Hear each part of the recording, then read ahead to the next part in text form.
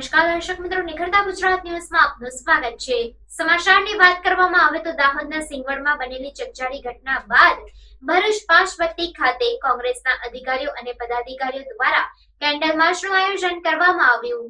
દાહોદ જિલ્લાના સિંગવડ તાલુકાની તોરણી પ્રાથમિક શાળાના આચાર્ય દ્વારા 6 વર્ષની પહેલા ધોરણમાં ભણતી બાળા પર દુષ્કર્મ હત્યા કરી આવા હિચકારા માનવભક્ષી આચાર્ય જે ભાજપ પ્રચારક તરીકે કામ કરનાર આવા નરાધમ હત્યારાને ફાંસી આપવામાં આવે એવા ભારે સૂત્રોચ્ચાર સાથે પાંચબત્તી ખાતે શહેર કોંગ્રેસ અને યુવક કોંગ્રેસના ભેગા મળીને કેન્ડલ માર્ચનું આયોજન કરવામાં આવ્યું હતું, જેમાં ભરૂચ શહેર જિલ્લા કોંગ્રેસ સમિતિના પ્રમુખ હરીશ પરમાર, જિલ્લા યુવા કોંગ્રેસના પ્રમુખ શકીલ અક્કુજી, માજી યુવક પ્રમુખ અને ગત લોકસભાના ઉમેદવાર શેરખાન પઠાણ, પ્રદેશ ડેલિગેટ જુબેરભાઈ પટેલ, શહેરના આગેવાનો અને હોદ્દેદારો, જિલ્લા મહિલા પ્રમુખ જ્યોતિબેન તડવી, નગરપાલિકા દંડક હેમેન્દ્ર કોઠીવાલા, ઇબ્રાહીમભાઈ કલકલ, રવિ શેઠ, શોએબ સુજનીવાલા, સુરેશ પેન્ટર,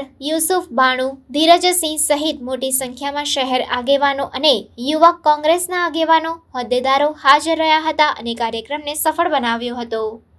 આજરોજ ભરૂચ જિલ્લા યુવક કોંગ્રેસ ભરૂચ શહેર કોંગ્રેસ દ્વારા ગુજરાતમાં બનેલા અવારનવાર બનતા બલાત્કારને લઈને કેન્ડલ માર્ચનું અમે આયોજન કર્યું છે। અમે સરકારને કહેવા માંગીએ છીએ કે આવા જ બલાત્કારીઓ જો ફરતા રહેશે તો ઘરની દીકરીઓ, મા બહેનો અસુરક્ષિત છે, એમને ઘરથી નીકળવાનો ડર લાગે છે। હાલમાં જ બનેલા દાહોદ જિલ્લાના બનાવમાં 6 વર્ષની બાળકી ઉપર બલાત્કાર ગુજારી અને એને મર્ડર કર્યું છે। હાલ બનેલો ભરૂચ જિલ્લાનો જ એક તાજેતરનો દાખલો છે, લગભગ 2 વર્ષની છોકરી ઉપર બલાત્કાર ગુજાર્યો છે।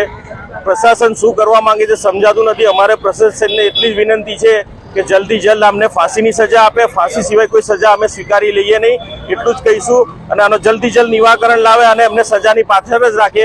અને જેટલા બી બલાત્કાર હોય છે એની પાછળ ગમે ત્યાં RSS હોય કે ભાજપ હોય, એમના જ કાર્યકરો જોડાયેલા હોય છે। શું ભાજપ આવા જ લોકોને સંગ્રહ છે?